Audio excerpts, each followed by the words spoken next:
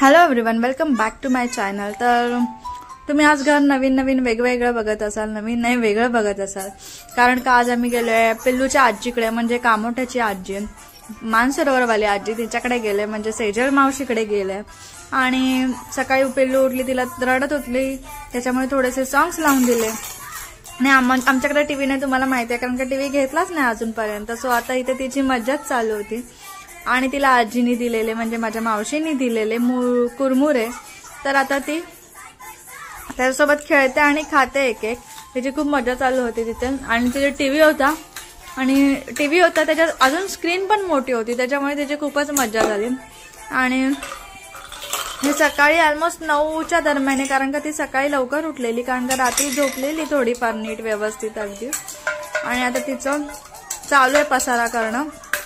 आणि आज तिचं ना अचानक आम्ही बोरनान केलं, म्हणजे माझ्या पण मनात नव्हतं, कोणाच्याच मनात नव्हतं। तिच्या आजीने, खेडची आजी म्हणजे माझी मामी, पिल्लूची मामी आजी, तिने पाठवलेला ब्लॅक कलरचा फ्रॉक।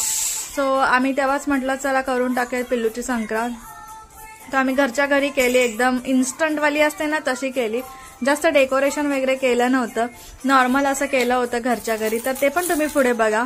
आणि ते पिल्लू खेळली ऑलमोस्ट तिला आम्ही 11 पर्यंत खेळवली।